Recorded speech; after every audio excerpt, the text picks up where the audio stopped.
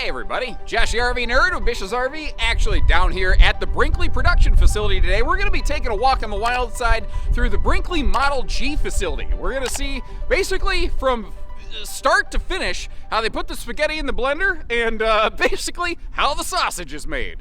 So real quick note, if you like seeing footage like this, make sure you leave Brinkley a little note that says, hey, thanks for allowing us down here, giving us access to the facilities. And one of the reasons I really wanted to do this is because there's a lot of really cool products out there, but it doesn't take a long time of investigating to realize that the Model G toy haulers, they tend to be heavier and they tend to be more expensive than a lot of other fifth wheel toy haulers out there. But why is that, and what are you getting for your money? That's what we're gonna find out today to see if this is kind of the right one for you. Well, it sounds kind of funny, but one of the factors in this equation into the total price tag of the Model G is actually the facility in which it's made, which kind of sounds, what do you mean I'm paying for this facility? Well, there's things that go into this place that most RVs don't enjoy, like the fact that this is a fully climate controlled facility. Most RV production facilities have heat, but most of them do not have air conditioning. And if you notice all this stuff behind me, a lot of RV production facilities don't fully warehouse every single thing they possibly can inside. And the reason this is important is because, like, you know, whether it's the chassis or if it's, you know, the cabinet stuff or the plumbing fittings, if everything is acclimated to the same temperature, then you have less of a expansion contraction difference. What is it? It's like steel, like an 1/8 inch thick length of steel. You know, going from outside summertime temperatures to inside just in the shade, it can cause up to like a 1/4 inch variance across 40 feet. Well, again, we're talking about the G toy haulers today, which certainly can be that big. If you had a chassis sitting out there that never had time to acclimate and climate control to the temperature of everything else that's going to go on it, whether it's the floor, the walls, anything, you could have up to a 1/4 inch of incorrect right off the bat. So by eliminating that, they've already you know, enhanced the precision of the product organically. One of the other things is what it means for the staff. Because the staff can work in a climate-controlled environment, you know, they a lot of RV production facilities, they start really early in the morning before the sun goes up, and they tend to end production, you know, by typically around 11 to noon or something like that, so that they're not building while it's, you know, already too hot kind of thing. And some people will say, yeah, okay, well, maybe that solves the climate control thing, but there can be times where there's like heat index safety issues out here. So simply for the health and well-being of the staff, they wanted this facility to be fully climate controlled. And that's an interesting thing with the Brinkley staff. If you can hear behind me, there's a little bit of background noise. They're finishing up for the day. Most plants, everybody's gone home for the day, and you've actually seen me flipping breakers off in a lot of my videos. They get started a little later, they end a little later. It means they get to sleep on a little bit more of a normal cycle. I don't know about you, but I've got the brain fog in the morning, so they're eliminating a lot of that early morning, I'm not yet caffeinated error right out of the whole process. And understand, warehousing things indoors like this, or many of the other things that we talk about in the video today, it's not to say that like Brinkley's the only manufacturer that does things this way, but a lot of manufacturers don't do a lot of the things you see here, and I don't know that I've really ever seen another brand who's going to do everything that we're going to talk about in this video. And I think that a lot of the difference in their product actually starts right here at the chassis level. And if you want a good house, you start with a strong foundation. And to help us understand that a little better, I actually had the good fortune to bump into a special guest today. I'm Nate Goldenberg, one of the co-owners of Brinkley. And welcome, Josh. Glad you're here with us today. The question was asked what we're doing different on the Model G chassis, and I thought I'd point out a couple things. One of which was, you know, we had a good collaboration with LCI, and both of our teams worked together on addressing some of the issues we had seen in the past. And you know, one of the things we wanted to do was really strengthen the upper deck, and we actually used 2x8 tubes up front for your side rails in combination with some gusseting and some other structure. LCI's estimate is it's about 50%, 60% stronger than anything else they're building in this weight range. You know, we had a desire to also work with Gen Y, And we built the front end around being able to accommodate that. And then we did all the testing and validation to kind of prove that out. And really what we wanted to have, knowing the price point of our units and the kind of clientele we attract, we wanted to have something that was tailored for full-timers that they could use, put, you know, tens of thousands of miles on, and it's going to hold up going over the road. Another thing that we did that's very instrumental on our chassis structure is we're running a straight rail. So, you know, you can, on a drop frame chassis, you can cut this out, you can weld it back and add the structure, but it's hard to do it and get the same amount of support as you have with a straight rail. So we were able to add storage underneath. We were able to have a huge passenger storage up top and not compromise this I-beam at all. The other thing that does for us, building, you know, tens of thousands of fifth wheels over the years, keeping your mid-deck shorter is actually easier to keep it solid in the unit. When you go to a drop, you have to make it a lot taller, and it's just harder to secure. So we, you know, there's nobody really build them like this on the market right now, and we feel like it's a real advantage of Brinkley. So to expand a little bit on what Nate was saying there, you know, what are they doing a little bit different? I want to buzz through this and give you a few more specific results, because a lot of the work that they're doing here, once the RV is assembled, you can't see it. But this is something that you can see, and you can use this as a litmus test when comparing brands X, Y, and Z. These basically wings that come down off the upper deck chassis, they are much thicker here on Brinkley fifth wheels because they, you know, Brinkley's are standardized for the Gen Y fifth wheel pin box or gooseneck. You know, you can do either way. It's standard on the G's. They don't offer it from the factory on the Z's, in case you were curious, based on the phrasing that I had there. But even if you get a Model Z Brinkley fifth wheel and you want to put a Gen Y fifth wheel pin box on it, or again gooseneck, you can do that and not void any sort of factory frames. The thing is, that Gen Y pin box is awesome, but it puts a lot of extra stress back onto the chassis, and it required thicker, heavier construction to not crumple. So one of the things that they do here is they have this very serious space saver front box tube steel frame up here. And not only is that front beam a lot bigger, thicker, heavier, and able to handle more stress, they're also using an 8-inch box tube steel frame for the rest of the upper deck with additional flanges and more lag points. So if you've ever gone through other different factories, you look at it, you're like, a chassis is a chassis is a chassis. They're all the same. Well, this is 2 inches bigger. This is like 33% thicker, taller, stronger than what most brands offer you. The flange that sticks out the side, so your upper deck sidewall is actually under supported, just like an outrigger on the lower deck. They're basically doing that here on the upper deck, and they have more lag points. Now, some of the things, again, that I've described, some other factories do, but the total combination of everything here, that is something that is a little more unique to the Brinkley family. And again, to kind of expand on something Nate was saying, by going with a straight frame here, the riser portion of the chassis where it goes from the lower deck to the upper deck, it's much shorter. Well, I mean, it doesn't take a lot of engineering to understand, you know, the shorter a wall is, the harder it is to get it to flex and bend and wiggle and jiggle around. Because towing an RV, it's like putting your house in a paint mixer. You know, this thing gets jostled around hard, and it matters, you know.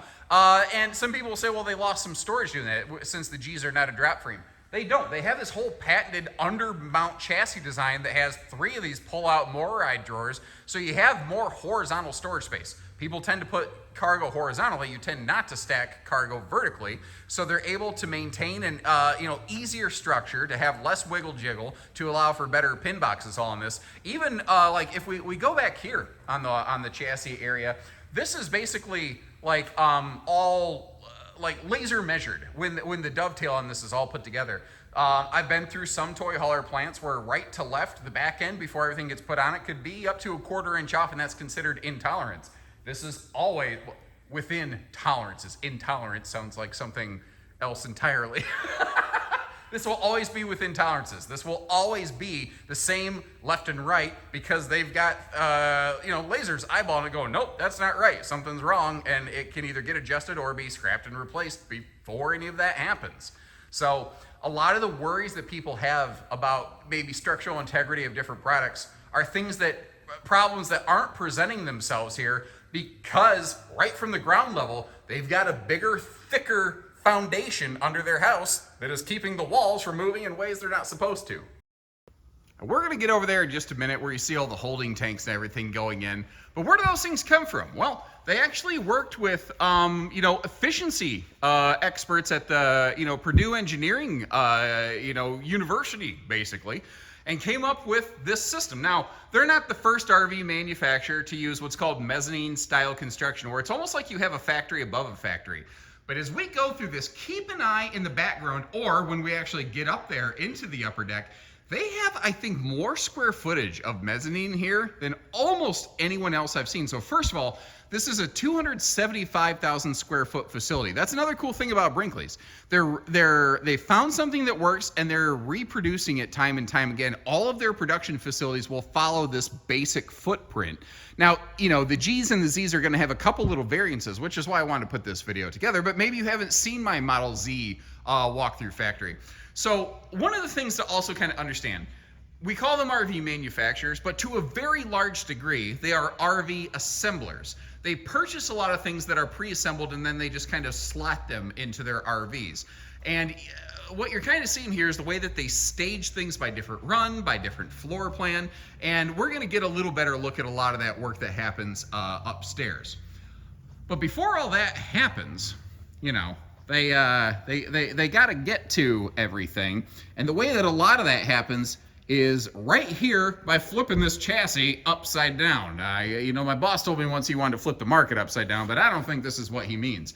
But if you notice, there's a machine hooked up to the front and the back of this. Well, what's kind of cool, like a lot of manufacturers, they flip their frames because that makes it a lot easier to do things like hook up the axles, put the tires on, run a lot of the wiring, and the start of some of the plumbing between some of the tanks kind of gets all started in this position. But if you really watch that, again, back to what Nate was saying, keep an eye on the upper deck of the chassis while it's twisting and turning, and especially once it's done and it's inertia is kind of causing it to bounce and wiggle in midair a little bit. The upper deck of that thing just doesn't flex. Now, a G toy hauler is a long critter, and the longer something is, kind of the easier it is to get to twist and flex. So to keep that out of the equation, whether it's just a raw chassis spinning, or while it's you towing it down a highway with some our degrading highways with those amazing potholes, keeping the wiggle out of that upper deck is a massive deal.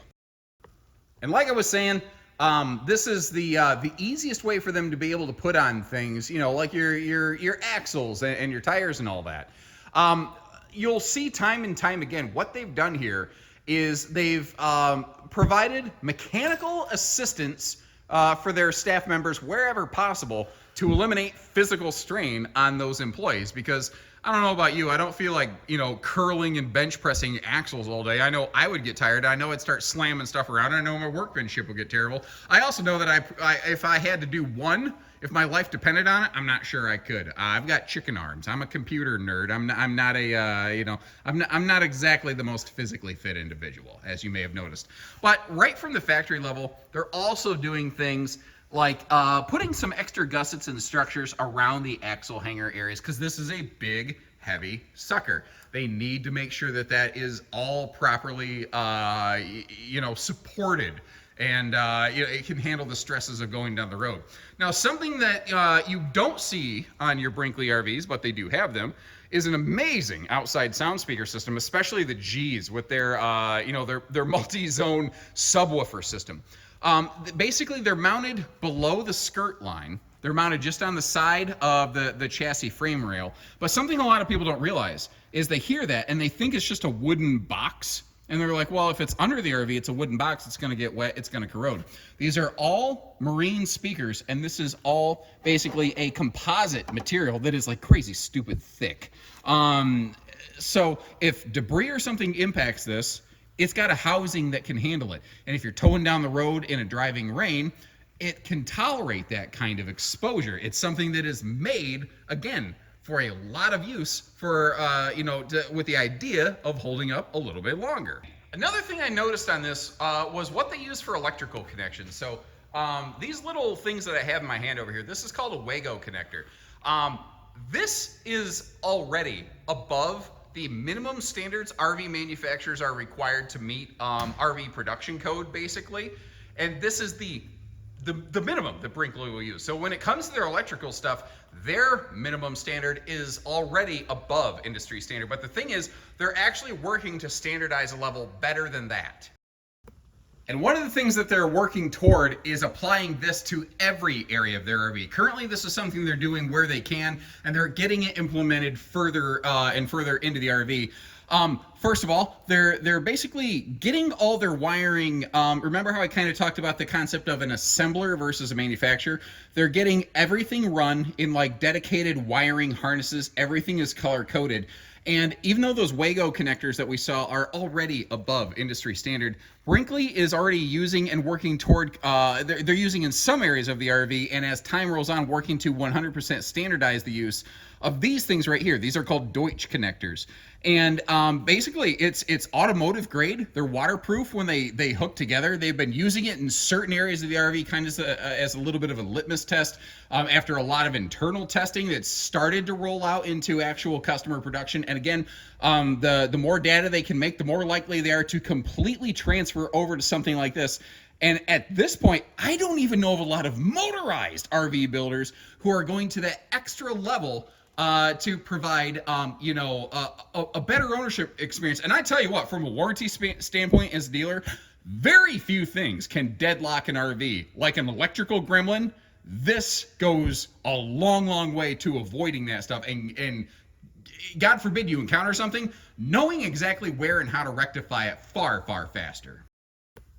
Another thing that I want to point out here is what they're doing for, like, I guess structural reinforcement even beyond the chassis frame rails. So especially when it comes to toy haulers, because again, today we're focusing on the G series, toy haulers tend to be something that are larger, and they tend to be something that is a little more conducive to boondocking.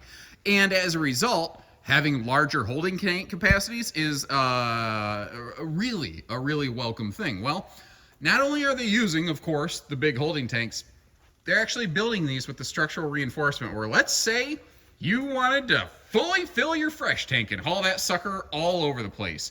They have done the testing with full tanks to say that, yes, you can fully flood, meaning fill, sorry. A flood sounds like a problem. You can fully fill one of our holding, like all of your holding tanks and tow this thing down the road, and you will not experience structural issues. That requires a lot of extra effort, extra engineering, extra steel, extra material. It means extra weight, it means a few extra dollars, and it means a lot of extra peace of mind. Also, where they do need to use flex hose tubing for various heating purposes, because this RV has heated underbelly, and there's actually multiple heated like floor cavities right below you that are all forced air heated. Anywhere that they're using their heat ducting material, they actually use like an insulated protected kind of stuff versus what looks like just silver dryer vent stuff that you might find behind your appliances in your house. That stuff can tear and puncture easily. This is far more rugged and resistant. So again, something that might be in a belly, might be bouncing, might be rubbing around for a while. It's made to endure those kind of rigors. Another really cool thing that they do here is the way that they, when you read their gray tank capacities, a lot of times you'll actually see them list them as true gray tank capacities. A lot of manufacturers may have multiple gray tanks, but they're all individual. They fill differently, they drain differently. Brinkley tends to cross plumb and basically tie their gray tanks together so you get a more larger, full, true gray capacity. So if you shower a little more or if you use the kitchen a little bit more, you end up filling one effective large gray tank versus having to manage and maybe empty more frequently one versus the other. And it just simplifies the camping process with them, really. And I know we're spending a lot of time looking at chassis and stuff, but folks, this is the stuff that you can't see once the RV is built. So this is where I really wanted to spend a lot of time, because once the walls go up, it gets really hard to kind of show you these things. One of the other things I wanted to showcase for you is if you look over there in the distance, you actually see one of their floor structures. That laminated cage work over there in the background, that is the floor for this RV. And actually, let me get you up close there, because I figure we're watching a video to actually get to see stuff. Now you might notice two pieces. You've got your aluminum structured lower floor deck, and then obviously your upper floor deck. But if you look closely, you might spot wood. Would you believe that? Hey. Anyway, anywhere that they're going to screw into their aluminum tubular structure, anywhere that there's going to be a lag bolt or something like that, they will stuff it with wood so the screws have something to bite into and it doesn't crush the aluminum frame. A lot of manufacturers talk about that, and a lot of manufacturers do that. I have seen, though, sometimes the manufacturer says they do that, and they don't always do it with consistency. You'll see this in the floors, you'll see this in the sidewalls, you'll see it in the slide-out box construction. Anywhere that they're going to tap into an aluminum tubular structure, they will stuff it with wood anywhere in the RV so that it doesn't crush, when the tools are applied to it, basically. Now, on top of that is going to go your floor decking, and we'll get to the insulation that they put, between the two in just a minute. First of all, your main lower decking, your primary walkable decking in a living cavity will actually be a 5/8 thickness. Now, you're looking at this, and you're seeing oriented strand board, OSB, and a lot of people freak out when they see OSB. The thing is, what they're using here, it's called Dynaspan. It has a 50% greater load capacity, even as compared to plywood, and it has greater screw retention. I mean, that's awesome. Not to mention with no seams where you're walking, no squeaks. But if you notice, there's a little bit of a split back there. And when we get to the back garage area, we jump to what is often referred to as big board. And I managed with my chicken arms to slide a piece off to the side so you could see the thickness difference on this a little bit. That's a, what is that, like a 3/4, I think, inch thickness, or maybe I think that's a 1 inch now that I'm looking at it up close and personal here. They're using a much thicker floor decking in the back here in your garage area, because one of the really key things on a Model G toy hauler is the weight rating of the garage floor itself. Because a lot of manufacturers, when you go into their final finish toy hauler, if you look on the wall, you're going to see a sticker that says, like, max cargo load rating in this area, 3,000 pounds, or something like that. Some are less, even. The garage weight rating in a Brinkley Model G is the available cargo capacity of that RV. So let's say that this RV has, a 4,200 pound available cargo carrying capacity. If you put nothing else in the RV anywhere else, and you put all 4,200 pounds in just the garage, I'm not saying it would be fun to tow, but I am saying that structurally they are building it to be able to support all of that weight, even in one concentrated area. Again, I don't recommend towing with all of the weight in the back of the RV, but if for some reason that's how you get your kicks, on a Model G, you could. And you see that broom sitting there? You'll see a couple times as we go through this video where they are very conscious of keeping their workspace clean while they're doing it. But before I get myself sidetracked, squirrel, I want to show you something else. So they wrap their floors with a material here called Darko. A lot of manufacturers do that. So that's kind of like, big deal, you're talking about this. That's not what I want to focus on. Because the thing is, most manufacturers, yeah, they wrap their floor in this, but if you get any sort of water on the top of this, if there's any sort of leak, plumbing fixture failure, I don't know, anything bad happens, water, like, it's protected from below, but what if you get water on top? It's going to go right past that barrier down into the wood. Well, Brinkley thinks that sucks. So anywhere that there's one of those exposed seams, they actually layer it and they wrap a Turnabond tape over it. So you've got the Darko layer that goes over the top of the floor. They put the linoleum flooring down on top of that, and then they add yet another layer of keeping things from getting past that barrier with that Turnabond tape. Anywhere that there's going to be any sort of exposed seam, if you watch this video really closely as you go today, you are going to see a bunch of instances of that. Remember how I said, though, we get back to the insulation thing. What a lot of manufacturers will do, because on paper it seems, quote, good enough, and it's faster, cheaper, less expensive, easier for production, is they will take one giant, really wide roll of insulation and they'll drag it across the entire floor, and then they'll just lay the flooring on top of it. But here's the problem with that. If you have a blanket sitting on top of that aluminum structure that we looked at, that cage structure back there, some points are going to be a little taller, and where the aluminum beams are located, and that creates problems. because you're pinching and compressing that insulation blanket on top of those floor joists. You get some spots that are a little rounded, some spots that are a little flatter. You get uneven floor spots. Now, if you go trying to mount cabinets, walls, things on top of that, you're gonna have, if your floor is not flat, level, and square, everything's gonna be off a little bit. So what they do is takes more time. There's more labor involved in this product. And that's, again, something that reflects within the price tag of it, but it also reflects in the end result, and I think the owner's experience. They take individual rolls of batten insulation and hand tuck it between all the floor joists so that you get you don't get pinch points in your insulation, you get even points in insulation, and you get a flatter floor that better marries up to any sort of cabinetry or anything else you're gonna mount on top of it. Now, speaking of the labor aspect of this, one of the major key points I want to share on this product is how long it takes them to make every Model G toy hauler. In this giant 275,000 square foot facility, they have 40 stations, 40 individual working locations. They complete 5 units a day, maybe 6, but basically 5. If you do the math, that means every one of these units spends about a week and a half inside this building. From the moment that chassis comes in and the door comes down, that chassis doesn't really see the light of day again for like a week and a half. There is so much more individual time. So that's a major thing to understand with these. And I know that we're still spending a lot of time here just at the chassis and floor level, but again, this is the stuff you don't get to see once it's assembled. Like, you can watch my normal videos if you want to see all the cabinetry. This is the stuff you don't normally get to see. And one of the things I want to show you is, you see this pink stuff. I think this is called Cozy Blanket or something like that. It's something I think one of their owners or fans turned them on to.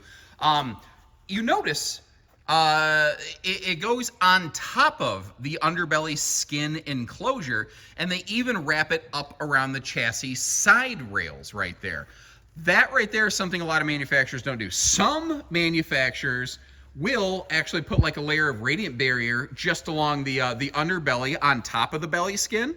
And effectively they've done that here, because what this is this is like a 5-layer composite where it does have layers of, like, you know, foil, foam insulation with a center radiant barrier core. So they're kind of doing a 2-in-1 here, but notice they even wrap it up the chassis frame rails, which a lot of manufacturers don't do. And if you're gonna heat your underbelly, but not put any sort of extra attention into the chassis side rail, and I mentioned their generator. That's another thing that they're doing a little bit different over here. A lot of manufacturers, the big fifth wheel toy haulers, they have like 5,500 watt generators so you can run your air conditioners and stuff. And that's cool. And Brinkley does have that. But right from the factory level, they're using a dual fuel inverter model right here. And the thing is, you can run that on gasoline, you can run that on propane, you can even flip your fuel source on the fly. There's just a little lever you can flip in it while it's running and not have a break in service typically. And that's just not a normal thing. That's something where they've invested extra dollars to provide you more feature, more function, more benefit, you know? And again, another thing that really differentiates this, if you're not familiar with it, you need to look at this Gen Y hitch box system as compared to normal or even shock dampened conventional fifth wheel hitching systems. Basically what you have here are a pair of torsion bars. And if you're not familiar, maybe you've heard of a company called Airstream or Rockwood or Flagstaff, because that's actually where Airstream got it from. The kind of suspension that they have for comfortable highway use under like a Rockwood, a Flagstaff, and Airstream, it's basically the same kind of concept and technology here, where they have a shock dampening torsion bar built right into the pin box of this, so that every time the fifth wheel bounces around a little bit, the truck isn't also getting jounced and bounced equally hard. Another thing I want to point out here, once again, as long as we're looking at chassis stuff, is look at the extra corner gussets, corner flanges. These kind of things are not always present on every other big fifth wheel chassis out there. And it's those extra thicknesses that help keep everything in place and not flexing around, because, you know, that can be an issue. And again, remember that Eternabond stuff I was telling you about. Anywhere that There would be not even just a walkable floor, but even their basement pass-through storage compartment. They're still wrapping that Eternabond tape around there. If you're not familiar with Eternabond tape, the name's not a joke. Once you put that stuff down, it's pretty much going to stay where you left it. But it's acting as yet another layer of moisture barrier to do anything that they possibly can to help keep any sort of water humidity content from getting into your floors. And I talked about, when we were looking at the chassis straight rail, how they have the Moride slide out trays on these things. You have 3 of these things here, each of them rated for like, what is it, like 220, 250 pounds, something like that, of extra cargo space. And this is great for a lot of your little stuff, while it leaves room for like your big totes and things up here. And some people say they've really screwed the pooch by not making this a drop frame because you've lost possible storage space. I respectfully disagree.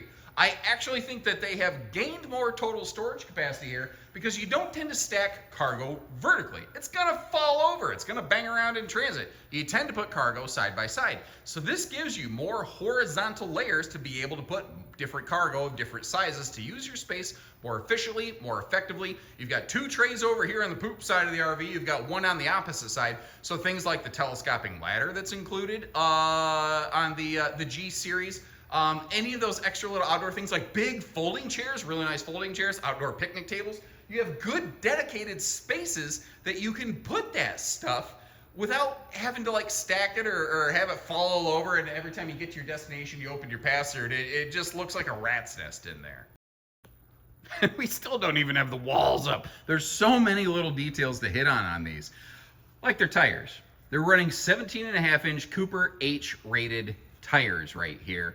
And if you notice, they're using a really heavy duty shackle system between them on these big, heavyweight triaxle 5th wheel toy haulers right here. Again, with the goal of making this an awesome experience when you get there with all the livability factors. But everything that we're talking about so far is stuff designed for longevity and towability. The goal with this being, if you're looking for something to have longer, to use more, that's what they're building this for. I do also want to mention, if you look on the left side of this, it's something you run into every now and then from floor plan to floor plan.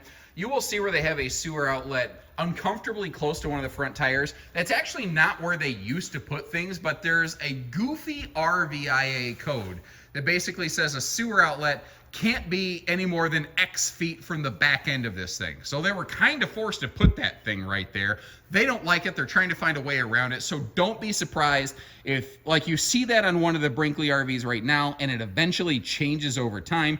They don't love the location of this either, and they are also working to find a solution for that. But right now they're kind of, stuck with what they can deal with. And again, some of those little difference factors. A couple other brands do little things like this, but a lot of brands don't. Things like the onboard air compressor, the onboard, extension cord that you can use outside. And this is kind of a key detail. This has a 135 max PSI. It's a funny thing with the RV industry. Sometimes a manufacturer may not consider the fact that, we have an onboard air compressor, and I've seen one as low as 60 PSI, but the tires required like 120 PSI. So you couldn't use the onboard air compressor to take care of its tires. You could maybe use it to inflate a beach balloon or something like that. This is built so that if you are going down the road, and for whatever reason, if you run into a tire pressure situation, which you're going to know about because tire pressure monitoring is standard on these, you'll be able to detect that. Like, let's say you find out that this middle tire is starting to lose the proper pressure. You can stop, get it inflated. Even if it's got a slow leak, you might need to stop a couple times and pump some air into it, but you could limp your way to a proper service center or someplace where you could perform a fix on that. So they have TPMS to alert you to that, and an air compressor on board to be able to resolve the situation as an owner without needing to be stranded and call AAA. And that's another thing I just realized as we're talking about this. You got a big rig here. Towing that around, you need some serious safety factors.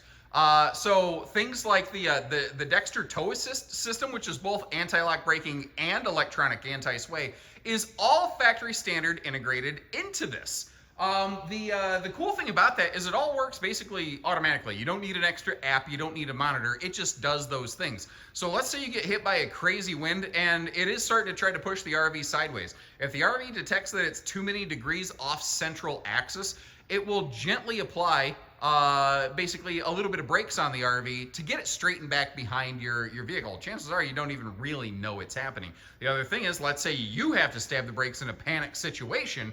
The RV's brakes aren't going to lock up and the fifth wheel start bouncing and skidding and trying to pass you, which will cause the whole rig to get turned around, and chances are probably like a rollover event, which I hope none of you ever have to experience. That sounds like one of the most terrifying towing experiences you could possibly run into anywhere.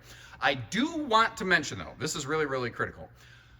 These ride on 7K axles here with drum brakes and the Dexter tow assist system.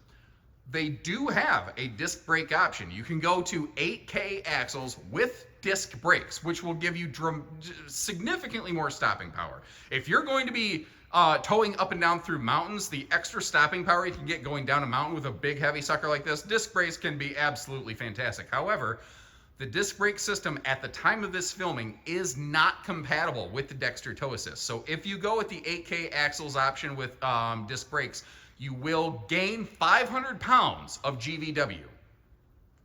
A little bit of weight in your cargo capacity in your GVW. You will gain the extra stopping power of disc brakes. You will lose anti-lock braking and electronic anti-sway. They're working long-term to try to find a solution to be able to give you both of those things with the 8K upgrade, but right now that's not in the market. I have no time frame for that. It's kind of like a long-term lofty goal, but currently, in the near future, that's what you're going to run into. That's something that I have not necessarily been clear on in a couple of my previous videos. I really wanted to get that out there so that was all perfectly clear for you. Okay, so thank you for hanging with me. We got past the point, like the foundation is done basically now. It took us that long just to get through the foundation of all of this thing. There's a lot of points to talk about, but again, when the product's completed, you can't usually see that stuff. So now that we have the tires, the running gear, now that the tanks are installed and all that kind of thing, you know, the floor is lag bolted in place, that's when the walls start going up. But it kind of throws some people. If you've never seen an RV factory tour or one of my videos of an RV, you know, factory tour, you don't realize it's not the sidewalls that go up first. It's actually a lot of the interior walls that go up first. And a lot of people go, well, why is that? Well, think about it. If you go ahead and build the shell around the sucker, you can't exactly easily place a fully constructed interior wall. So like these interior walls, they're pre-assembled up in like the cabinet shop or whatever, and then they're brought down to this. But one of the cool things that Brinkley does, now I'm going to show you an example of that later, is there are many instances where like they're going to run, you see that loom of wiring, they're going to run it up that hollow bathroom wall right there so that they could run some of that wiring up to the roof, because that kind of wiring, that is how your battery power in the lower area of the RV gets to your upper lights in the top of the RV. Well, they got to run that through something. The problem is, most of the time, once that wall is assembled, you have no ability to access that. Brinkley's really awesome about doing that. We're going to showcase that. But first, I want to show you something here in the shower. If you look at the interior of the showers of your Brinkleys from the factory, they don't have a fold-down seat, but they are prepped and capable of accepting one. And it's actually a combination of two things that does that for us. So first of all, right on the actual fiberglass shower enclosure, they have this extra bump out right there, and they put this plywood backer behind it. And you'll find where they tend to use a lot of what I call primary product, not secondary scrap leftover off all kind of product. Well, those two things together are what the a shower seat, like one of those fold down teak seats, it's like 300-pound rated. That's what that stuff can screw into, so that if you want to add one of those seats, you absolutely can. And that kind of stuff, when you become a Brinkley RV owner and you get access to their owner's resources, there is so much of that stuff that they make available to you, so that if you want to DIY put that seat on, if you don't want a dealer or somebody else to put it on for you, those are all things that you can basically handle yourself. Now, we're finally getting to the point that I can show you some good examples here. I want to show you some of the things that they're doing with plumbing, and specifically plumbing connectors on these. And they've generally always been pretty good about this. There was one fixture on one floor plan, which they have since rectified, where they weren't doing what I'm describing, but they are 100% doing this across the board now. Basically what you're going to find is everywhere they can, they're using PEX plumbing and like proper fittings and fasteners. There are certain areas people don't realize, like you see a little bit of a flex hose kind of thing right there.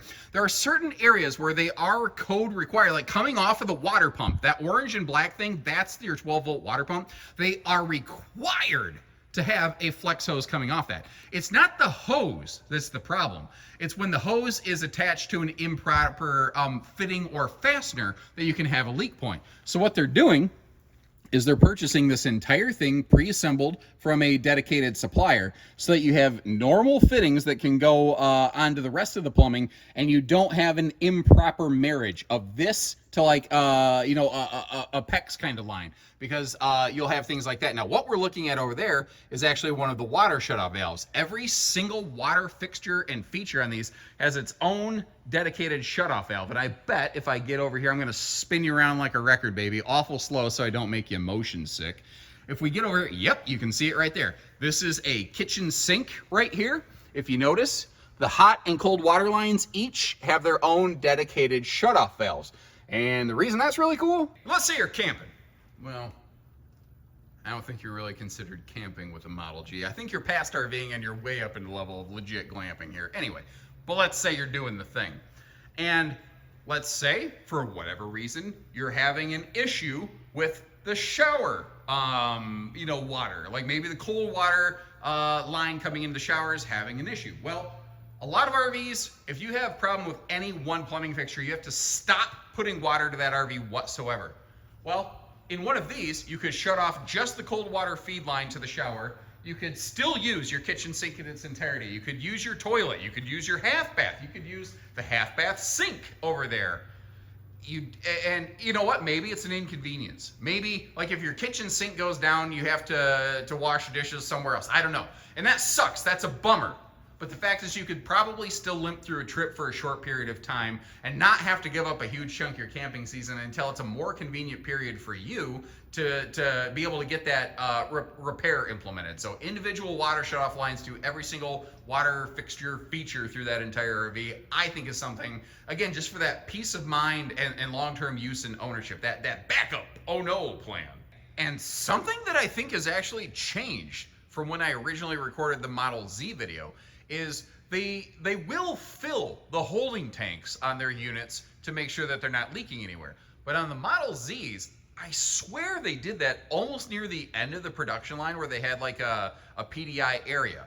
What I'm noticing here is we're only at station 9 out of 40. They got that hose back there. The walls aren't even up yet. And they are filling the holding tanks. They are full the whole way down the production line. I guess if you notice a dribble, it's something that they can get addressed right away. But they're making sure that everything can hold water where it's supposed to for a very long time. Because remember, again, that means that water is sitting in those tanks for about a week and a half, or give or take a week, before it actually finally gets emptied out. So they're keeping a lot of water in those tanks for a long period of time. Finally, it starts to kind of look like something we can recognize, because the walls finally come in place right here. And I got a question for you. I never really thought about it till just now. Would you like me to try to get clearance to record the lamination process that they have? I don't think I've ever recorded the lamination process for an RV manufacturer. Maybe that's something I should try to get down here and do sometime. I don't know. But I want to get you up close and personal to the walls here a little bit to show you a couple cool things they're doing here. So first of all, their lamination facility is right here on campus. They have one centralized location that does all their lamination for them. The walls, the exterior layer of the sidewall, they are using Asdel. They are also using a thick variety of it, if you take note. At the time of this recording, let me get this out of the way, the interior wall panel is Luan. There has been some talk, some discussion that at some point they might go double Asdel. At the time of this recording, it's not happening yet. The thing is, they're very sensitive about messing with their lamination process. They don't want to do something that could compromise it. Now, one of the other things that they're doing over here is, once again, anywhere that they're going to be screwing into this thing. So this is going to go on the outriggers, basically. No, I'm sorry. This goes on the floor, and then you're screwing up through the outrigger, through the floor, finally into the sidewall. Because the walls are actually on top of the floor, not beside it. That is a thing that not every manufacturer does. That is a thing to kind of keep in mind when you're shopping around there. They don't want to over torque something and crush it, and they want the screw to actually have something to bite into. So once again, anywhere they're screwing through a hollow aluminum tubular structure, they are, stuffing that with wood. Now, this is another thing I want to show you. Before the sidewall goes on, you might notice your slide exterior wall is still actually kind of barely attached by a couple little tags right there. It's still part of the sidewall. The reason they do that is they keep every slide exterior wall with its main exterior wall, so that if there's any sort of slight variance in the chemical makeup and composition of that fiberglass, it will all weather the same. It will all weather together. It will all look the same white over time, basically.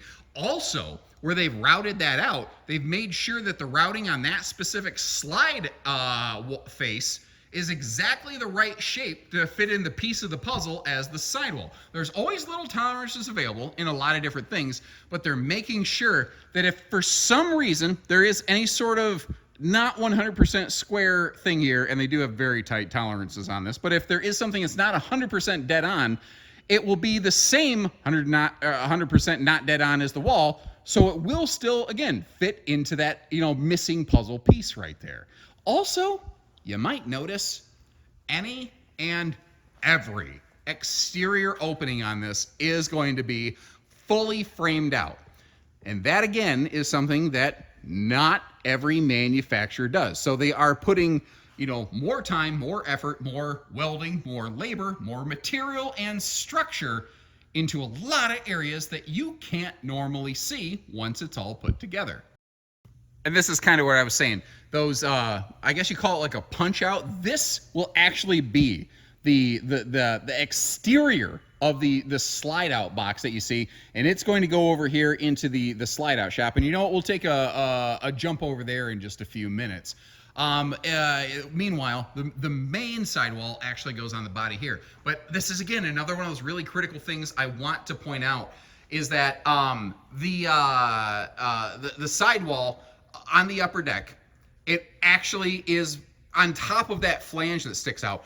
And notice how many lag points they have. And this is going to sound terrible, but notice the fact that every single one of those lag points is actually utilized. Some manufacturers will order their chassis without as many lag points, and they won't always use all of them that are available. But the thing is, almost every fifth wheel chassis comes from the same supplier. But something people don't realize, just because they come from the same place does not mean they are built the same.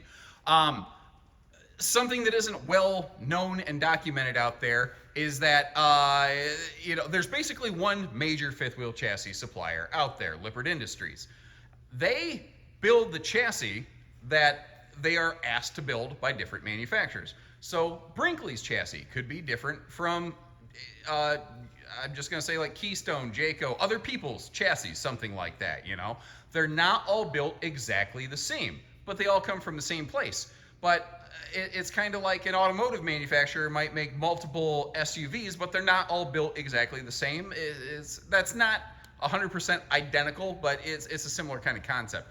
But it's the extra things Brinkley is doing. Like they're having their chassis built with more lag points. They're having their chassis built with the bigger flange. They're having their chassis built with the taller 8-inch I-beam. And then again, it's their execution of that. Because you can have an A-level plan, but you could have a C-level execution, and you're going to get a C-level result. So a good playbook is only as good as the team that executes it, right? That's true in like football, sports, anything. Well, they have the wider flange, the taller box, the extra lag points, and they're doing things like when that sidewall goes up here, they're also using this adhesive right here called Sikaflex, and they're basically gluing the sidewall also against that rail just to do any extra little thing they can, like the extra super thick space saver box tube steel frame in the front of this, the extra thick steel chassis on the wings that come down to be able to support that pin box without stuff, you know, buckling and flexing around. There's a lot of extra meat on the bones that represent extra dollars in the product. But you know, there's reasons for it. It's not just an arbitrary difference in the tag.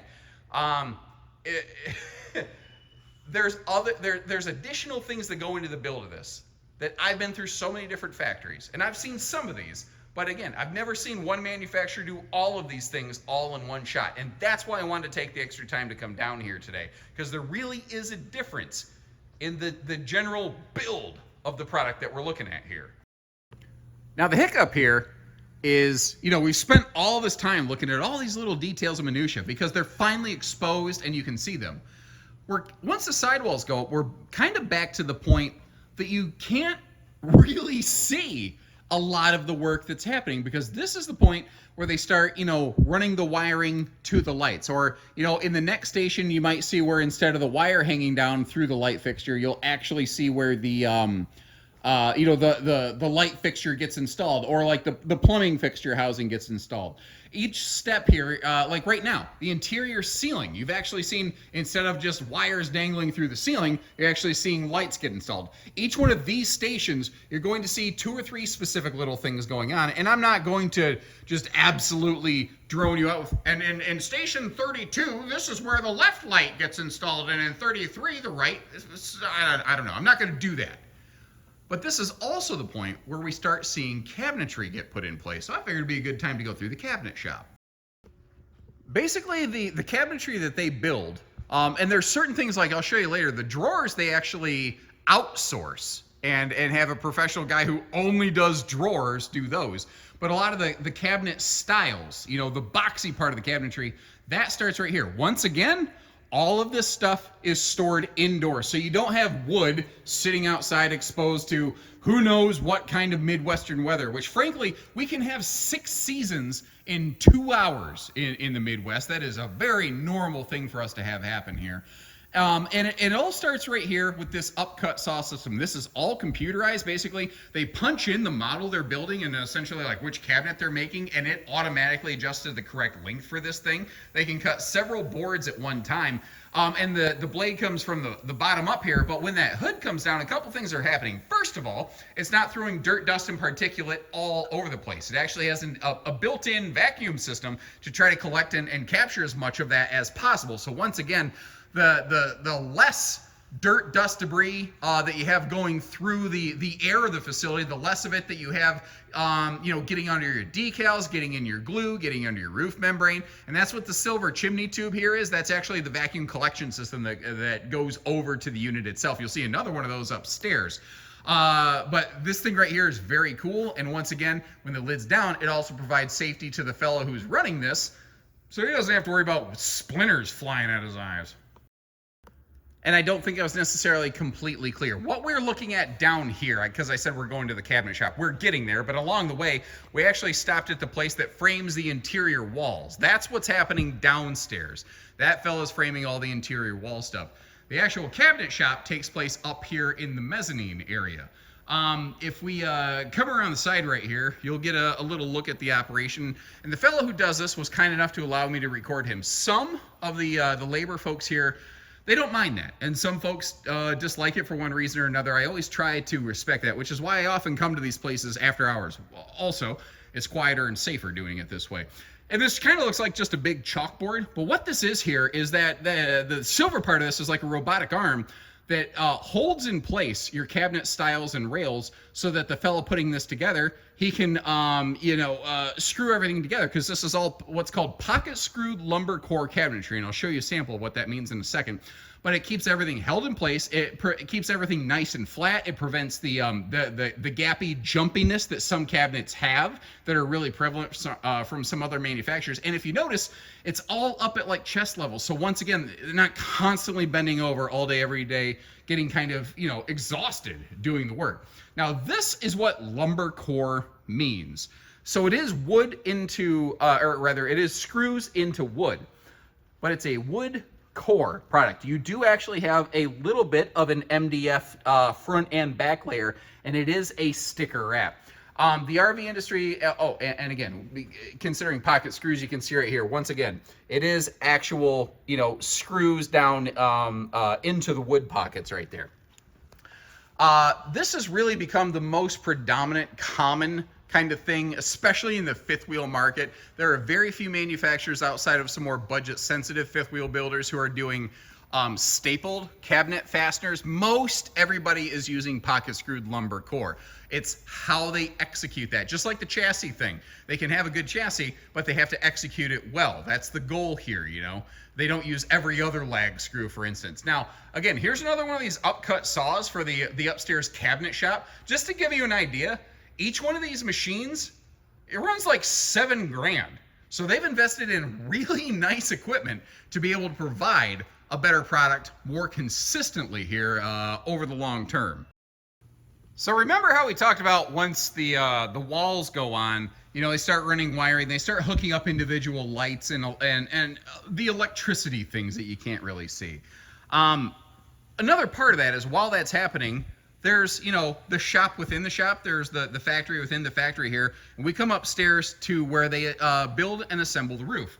Now, one of the reasons that this facility is 275,000 square feet, just in terms of length and width, is the fact that they wanted to have enough room to be able to build a one-piece roof structure that they hoist in place, which is, by the way, the same way that a lot of really high-class motor homes are built. Maybe the materials are a little bit different, but the methodology is the same.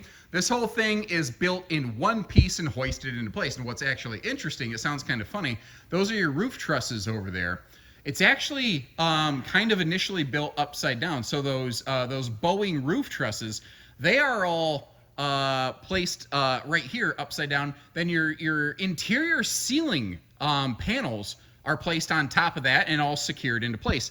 One of the really cool things that I noticed though, again, with their focus on keeping a cleanly work area, they route out areas where they need to have a place in the interior ceiling panel for like pipes to come through or anything like that. Anywhere that there's going to be a light fixture, they have to route that little circle cut out. They do that up here. So they're not constantly dropping all of that sawdust and all those punch outs and dirt and debris down into the actual RV itself that's being contained out up here in that trough trench that we just saw, so that can all be easily cleaned up at the end of the day, so they can work faster and not have a bunch of junk laying all over the floor. Then once again, you're gonna have a big roof like this in one piece. You're gonna need some mechanical assistance here, and that's what those crazy, I don't know if you can see them, yellow and red robot looking arms hanging in the distance over there for. That whole thing comes over, they hook that to a bunch of the trusses here, and it's all hoisted up, it's hoisted into place as one individual piece. So that it's when you can build something as one object and then install it in place, you tend to have a better result, because you have fewer seam points that you need to marry up. Now, if you look at this, you might notice a little bit of air ducting. This is one of the little bit of differences between some of the Z and G stuff. Because the G is so much bigger, they did need to go about their air conditioning system a little bit differently. They have more cubic space to cool, so they had to do it differently. But what you really notice is how your central air ducting sections, they don't connect with one another. You actually have 3-zone mini ducted air conditioning. So you have essentially absolute minimal central ducting in the roof, so that you're maintaining efficiency, but you're also providing the ability to have dedicated cooling to your front bedroom. You're able to provide dedicated cooling down into your kitchen living area, and yet again, separate dedicated cooling into your garage space here. So when you look in the ceiling in your garage, you might see a central air ducted attic vent or something like that, like a roof vent on the inside.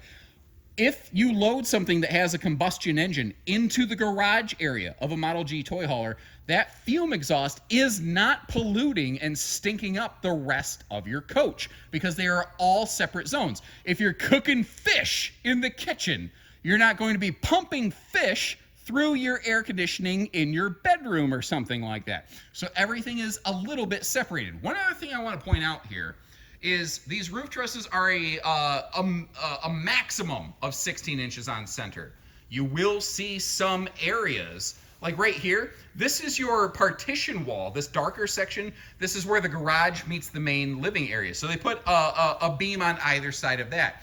Anywhere that you're going to have something heavier load bearing or that requires more load bearing, like an air conditioner, they're going to do a Sir Mix-a-Lot double up on that sucker. Doing everything they can to make sure that you have plenty of strength in every area exactly where you need it. And in one of my factory video tours, a commenter said, I can't believe they're using like a foam ducting. It's important to understand it's like a lined kind of material. It's also like antifungal, antimicrobial kind of treatment. And I asked the person, like, what would you rather use? I said, well, I don't understand why they don't use like an aluminum. If you had metal air conditioning ducting, the amount of condensation that would build up in your enclosed roof structure would rot that sucker from the inside out. So this is one of the best ways to accomplish, air conditioning your RV without giving yourself like Legionnaire's disease. Now I've got an empty station in front of this, but you can obviously see those wiring looms right there. They do use wiring harnesses wherever they can. There's still a couple areas where they are still, the tongue-in-cheek phrase is pulling copper. But, a couple of the fixtures and features like the 110 stuff, like running power to the air conditioner, they do still need to do that more individually. And obviously, before you deck off and enclose the roof is the best time to do all of that. But I took the opportunity to, my tour guide stepped away, so I just kind of snuck down there, although they said it'd probably be fine if I was there anyway, to just kind of run up there. And I wanted to show you how, again, they're they could just run wiring and make it look all haphazard. They're very purposeful and intentional about that. And you notice where the wiring runs through one of the roof trusses, they actually have a fairly loose zip tie, just to kind of keep it in place, but not actually cause pinch and rub points. So that, when this giant box is bouncing down the road, like your house in a paint mixer, it's not constantly rubbing against something sharp. Now, something else I noticed up here, this is the roof decking. So the floor plan that we're looking at, it needs all of this decking put into it. And that's where a lot of weight and a lot of RVs come from. But one of the things I was kind of curious about when I got up here is I was sort of like, what is this table? What are we looking at right here? And what they do, each floor plan, they know what each one of these boards, basically, they know where it's going to be on the RV, and they know where that board's going to be in relation to things like those stink pipes or the bonus solar wiring conduit that they provide, or where a ceiling skylight or anything is located. So that basically that machine is going to run these boards out, and all they do is flip it down, flip one down, flip one down, and they all go exactly where they're supposed to. Once again, what they're not doing is cutting around those stink pipes or skylights out there on the RV and dropping dirt, debris, and garbage down into your rig. They're keeping that all contained away from everything to provide, one, a better working environment for their staff, and two, a better product for you. And just like we saw with the floors, instead of taking one or two blankets and just laying it down across the entirety of the roof, they actually use multiple smaller, thinner rolls that they actually hand tuck and lay between the roof trusses. Again, so that you don't have pinch points and uneven mounting points for that decking. Everything is flatter, better, and more even. Then across the top of that, once that decking is, before the decking comes on, I'm sorry, they actually run a layer of that radiant barrier. So that silver, they actually use a thicker version of that. Like this stuff, not every manufacturer uses the same stuff. They're using a thicker, heavier duty variant of that. That goes down across the roof trusses, then the decking goes on top of that. But one of the other things that I noticed is after that decking is on, they do screw the decking down in place. But what if the person, because there is still a human error element involved in this. That's one of the things I appreciate and respect about Brinkley. This is not an automated robot machine process right here. There are still people assembling this. Now again, they move at a very reduced pace as compared to industry standard. With 40 stations and they only roll 5 out of the door a day, maybe 6. You can do the math. They spend a lot of time in here, so people aren't rushing around in a panic rev state. But they do still want to take into account potential human error. You see all those lighter colored zebra stripes across the roof? A guy comes through with a grinder on any of those seams so that any sort of sharp points that might dig into your roof membrane before it gets glued down in place, they're taking care of that. Or any completely not flush screw heads, they get basically ground down just a little bit before your liner gets put in place. And that grinder, notice how there's not a bunch of like sawdust flying all over the place. The grinder itself also has a vacuum system on it. And I hear that vacuum sucks. And as we continue along, you may have noticed I don't know what happened, and I am sorry, the audio input off my camera just went wonky a couple times in this video, and it gets a little harsh on the ears, and it got really bad here. So I'm doing something I don't normally do, and I'm busting over to a voiceover situation. So if what I'm saying versus what you're seeing don't exactly line up, that's what we're looking at. But while we're up here in this mezzanine and we're talking about roof stuff, after the decking comes down, obviously the roof membrane needs to get put in place. Now, one of the cool things that they do on this is that they do fully glue down their roof membrane, and that's a real key difference versus a lot of things you see. Some manufacturers will only glue around perimeters. So like where you see holes in the roof right there for either pipes or a skylight, some manufacturers only glue around that, and then the rest of the roof membrane is just sort of laid across it like a bed sheet, for lack of a better way of saying it. And something a lot of people also don't realize is that the actual pin boxes, the hitch area of the fifth wheel, they are not always fully sealed. So some fifth wheels going down the road, and I don't have a full list of them, I just know that some brands do this. Some fifth wheels, air while towing can get up under the fifth wheel hitch, climb up the nose cap, and then start getting under the roof skin. And if it's not fully glued down, that's a problem.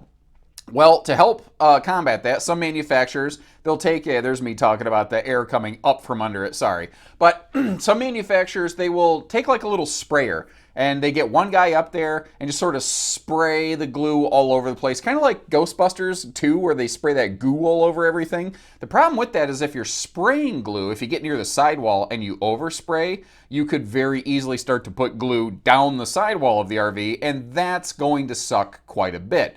So Brinkley does something a little bit different, and they're not the only manufacturer to do this. But what they basically do is they come out with their glue stuff, and they basically dump it out in what looks like almost like 5-gallon paint buckets, effectively.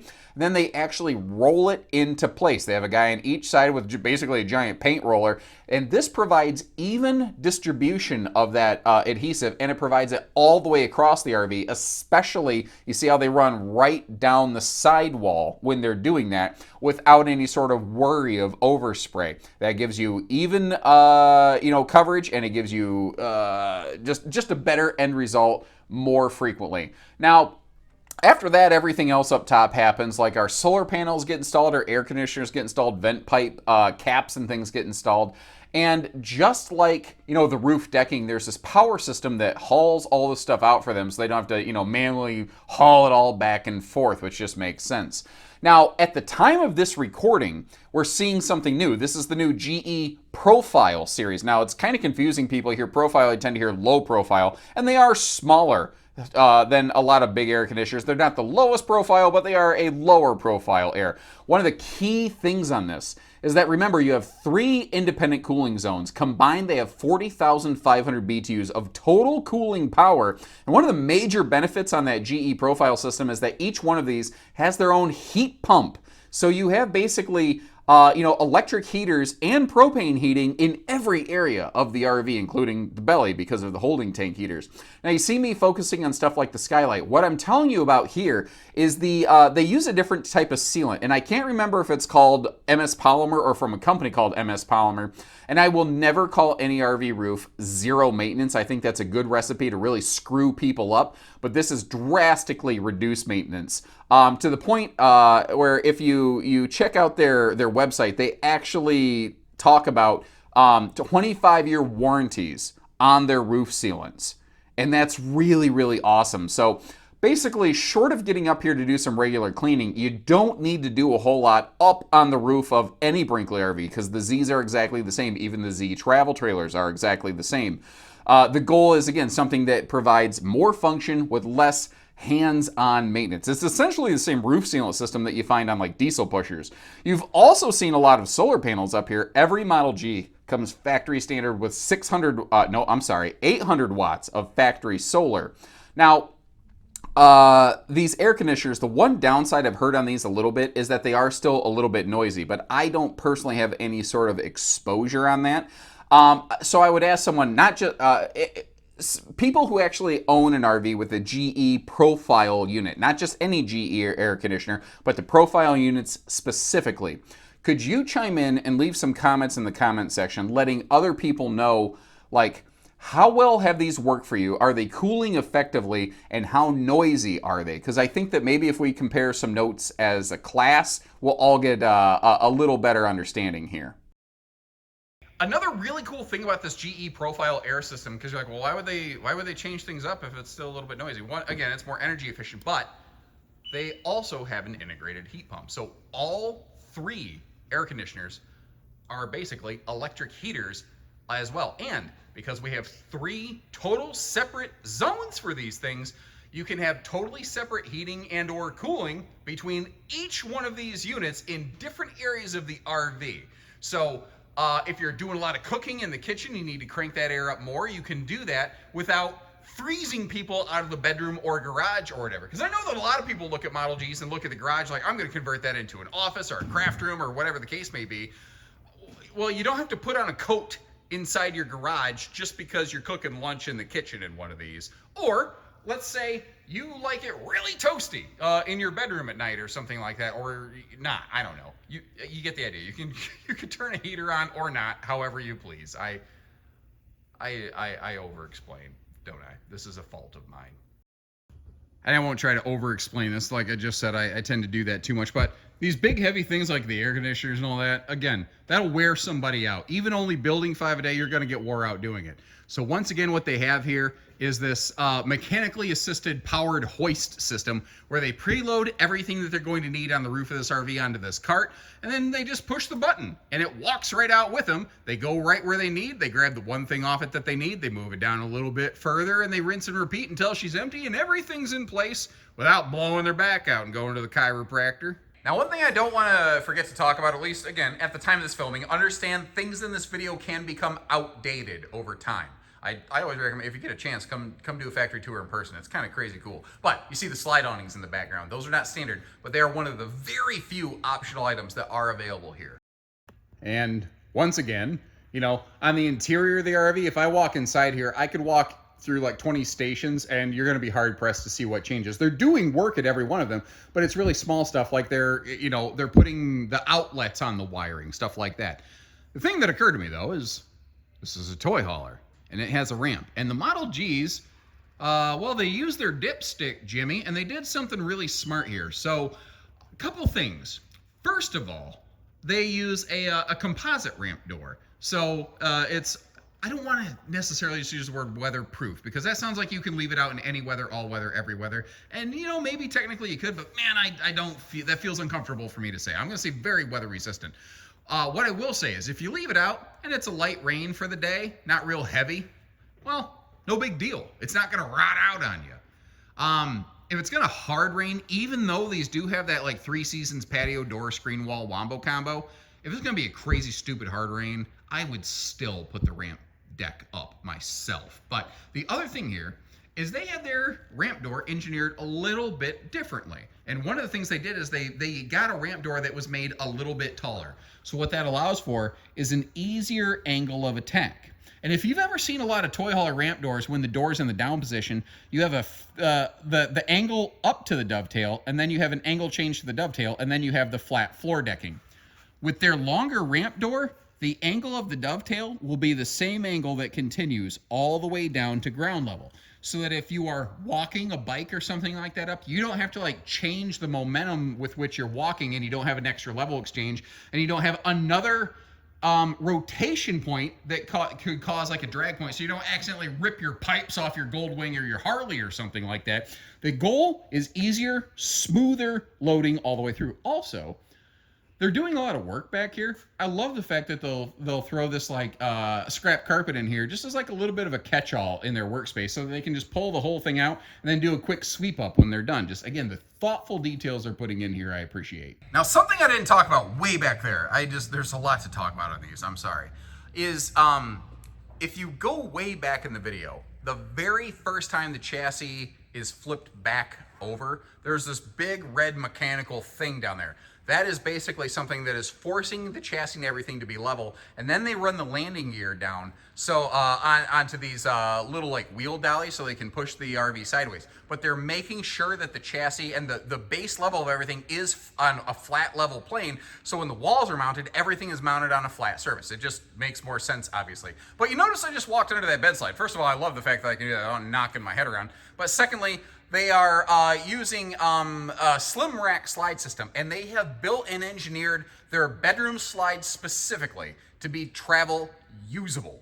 Most towable RVs, when the slides are closed, you are not supposed to occupy that slide whatsoever. Now, if a manufacturer includes like a pantry or fridge or storage or something, they account for that, but they don't account for you sitting on the interior edge of an unsupported slide.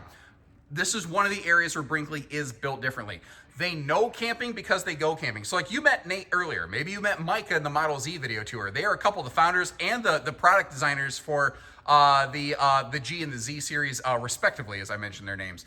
And every time they build a prototype, they take their family out camping in that prototype. So every model, every floor plan that they've made, one of the founders of Brinkley and one of the main people, making the decisions on these have actually been out, actually been in it, and actually used it to get that extra user functional human element into it. And I cannot tell you how uncommon that is, because it's kind of been my experience that a lot of the people, I'll just say a lot of the people who make the design decisions in this don't, and in many times have never camped. But they're out there trying to build something to almost dictate the lifestyle. Now, it's not that somebody couldn't do it successfully. It's that it's a lot easier to do it when you actually get in them, actually do them. Being able to use the bed slide when it's closed at a Cracker Barrel stop, they knew it because they do it, and it makes a big, big difference. That's one of the major different culture points in this company that I've seen. Another towing safety thing, you may have noticed how both rear view and side view cameras, a full observation camera suite, is standard on these. So that's not an optional thing. Safety stuff is not optional on your Brinkley RVs, which I appreciate. Kind of like you notice the location of those taillights, how they have double taillights, and they mounted them up high. It's easier for other motorists to see your brake lights that way. It's an awesome thing they're doing, again, using their heads. And you see the windows get installed. They do their windows differently. Again, that whole window opening is fully framed out, and they're using what I call the square flow windows. Now, some other manufacturers have jumped on that, but I've had some customers say, hey, I found out like they're not using the same like silicone sealant. Like, how are their windows not leaking? And the answer is the same way the windshield in your car is not leaking. This right here, this whole thing, that is actually basically your window seal, and it is exactly the same thing that is holding your windshield in your place and preventing it from leaking in your vehicle, your car, your truck, whatever. It's the same automotive, basically windshield seal that you have there. They're using on every one of their windows on your Brinkley RVs. So that's how the main body of this thing comes together. That's the main general construction of it. But that's the body of the rig. It also has slide outs. Here's the really cool thing. Here's why I waited so long, even though the slides actually get installed halfway through the line. So out of 40 stations at like station, 17 to 20 or something like that, is where the slides get installed. The cool thing here is basically everything that I already described to you. The methodology, the materials in that, it's all basically the same, with only a couple little changes that I can show you here on camera real quick. So we don't have to reinvent the wheel. You just get to learn the 2 or 3 little different things that they do in that specific area. And once again, the methodology is very similar, where the walls go up and then the cabinetry and the wiring is installed and then the appliances go in after that. But again, the consistency here. There's some manufacturers who will tell you, we stuff our aluminum framework with wood so the screws don't, fall out and the tools don't crush it. But they don't always do it in every location, and Brinkley is very consistent that way.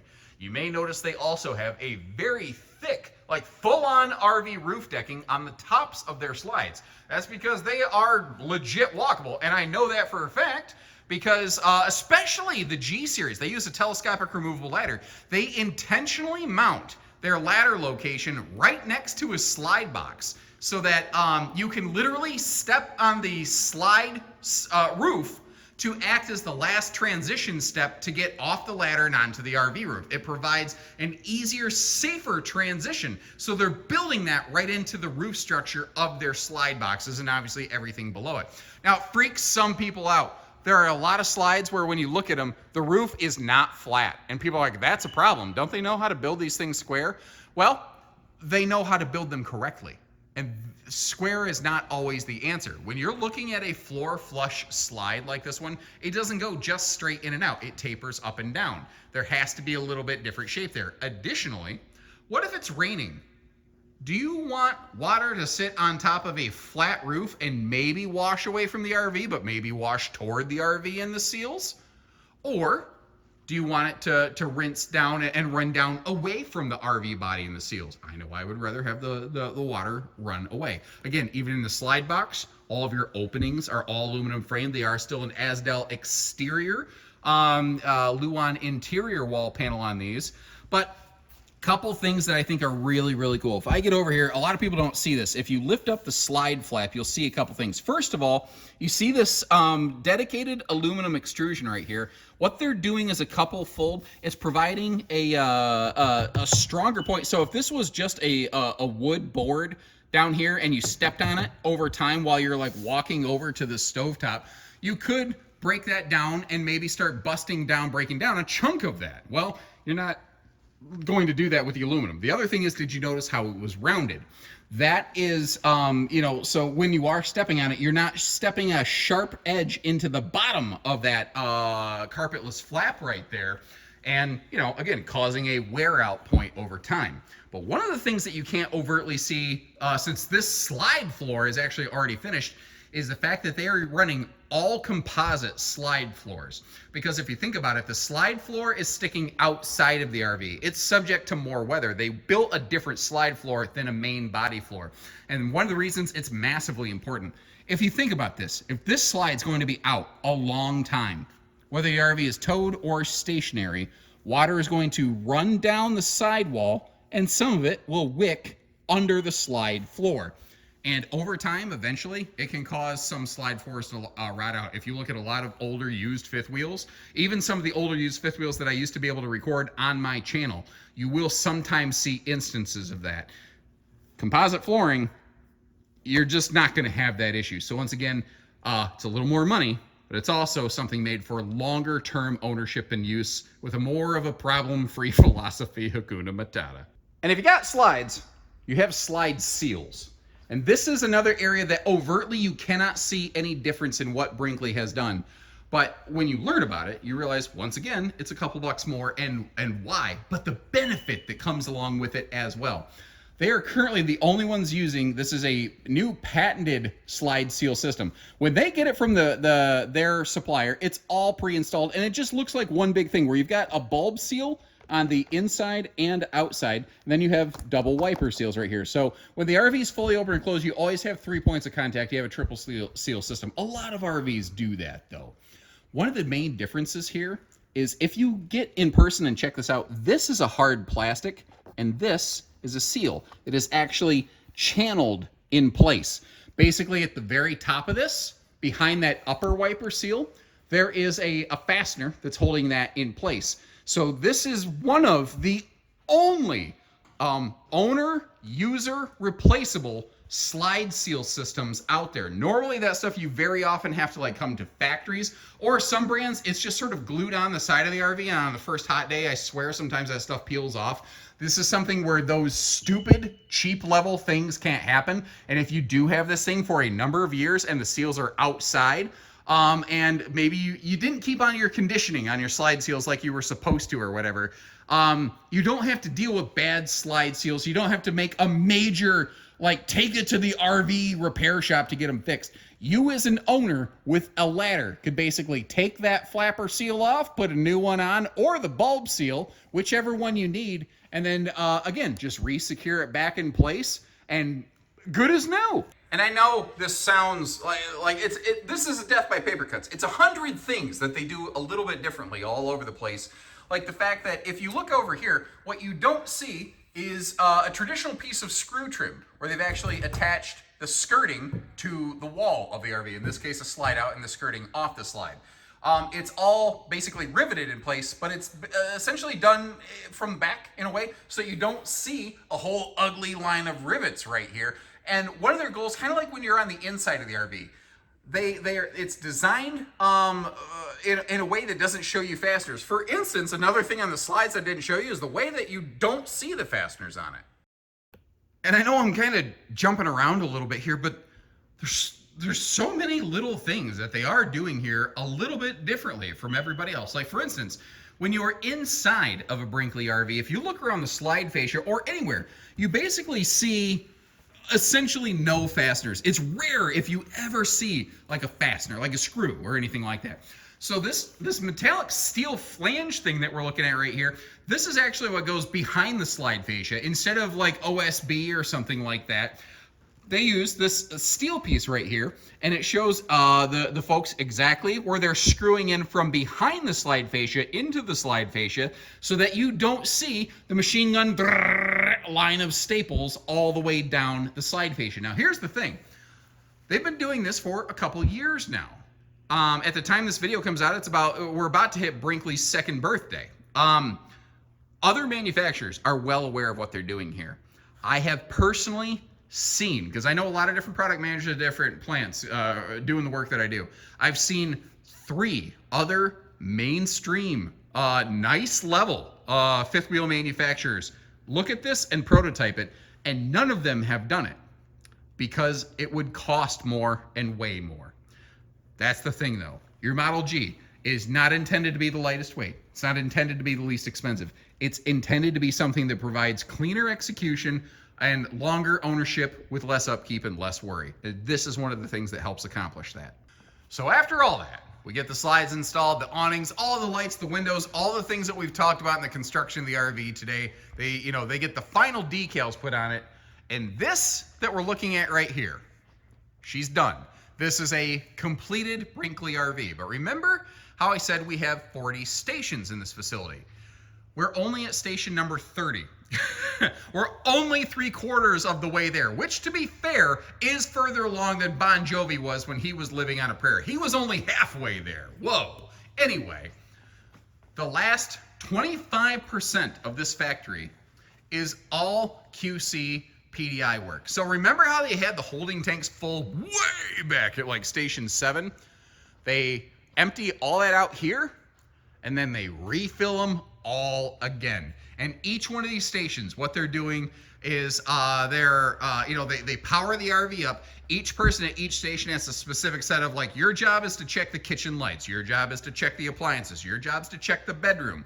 And every one of these they go through and they're checking on those things as they go. I'm going to back up. Sorry. I just noticed something. They even crank open every one of the windows through the PDI facility to make sure that the latches from their factory, like, they could just say, well, there was obviously a problem with the supplier. If there is, they're finding out now, and they're running them down the PDI facility with the windows open so they can make sure even the window mechanisms are working the way they're supposed to. Now, again, I will say, I don't know that I'll ever necessarily see a perfect RV. But dedicating 25% of your factory production line to just checking on stuff, you are lucky if some factories, if they even have a final pre-check bay. You may also notice in this area, the lighting is insane. They make sure that if there's been any sort of scar imperfection they haven't caught before, they're giving themselves every opportunity to check on that. Now, it's not that their lighting is is bad and insufficient in other areas. They bulk up on it where they need, but when you actually get to the PDI facility, they go crazy with the lighting. One of the other cool things that they do, I call it the Jiggleator 9000 series right here. They basically installed like an earthquake test machine on this, and every single unit they build, they run over this shake test here. Now, when I went through the Model Z plant, I actually stood inside one of them while that was running, and I could not believe the violence that it was subject to. They check every single one of these like that to make sure that like the microwave is not gonna fall out or anything stupid like that. They do that on every unit, every time, to simulate some really aggressive heavy-duty road use. They also do some dedicated road testing with their models to ensure that you know, things are held together. Now, they don't run every single unit they build down the crazy bumpy track or anything like that, but they do quite a bit of that testing on a periodic basis just to make sure everything is still holding together the way that it's supposed to. So station 35 here is where the Jiggleator 9000 activates. But as we work our way around, oh, actually, this is kind of cool. I don't know what the deal was, but they discovered a window right here, probably during their leak testing, because one of the things that happens once you get up here into the PDI last 25% of the thing here is they do a leak test and seal test and everything. Basically what they do is they coat the RV, any opening, like any window or something like that, in soapy water, and then they like pump air into the RV. And what they actually do is they have a machine that hooks up to the bathroom max air vent fan and sucks air from outside in. So there are some manufacturers who are very proud of the fact that they are leak testing by installing rain bays in their RVs. And it's not that there's zero benefit to it, but conceptually, if there is a void in the seals, which is flowery talk for leak, the last thing I want to do is find it by pouring water into the RV. I want water out of the RV. So they coat soapy water on the outsides around window seal points, and then they pump air into it so that if it starts to bubble around a window, they know for some reason they have a void in the seal right there, which again is flowery talk for leaks. So they're preventing water from getting inside of it, which I think is actually a very, very cool thing that they're doing here. One other thing they do, it's actually back here at station 36. You see these blue things on the floor. They individually scale and weigh every single unit they make. And that is not something that every manufacturer does, nor are they required to do so. So they are going an extra step here to try to provide all the maximum assurance and peace of mind they reasonably can from a factory level, and maybe trying to go another step above and beyond that. But once again, it's that they know it because they go and they do it kind of difference. They build a lot of prototypes before they actually put something out into production. They're trying not to make, there's a really common trend in the RV industry where the person who buys it, you're kind of the last guinea pig before they finally get it dialed in. They're trying not to have that happen. Now, they are hugely involved with their consumer and their owner space. Brinkley is actively involved in many like social groups and whatnot, where they're constantly getting feedback, and they're literally designing models sometimes based exclusively off your input.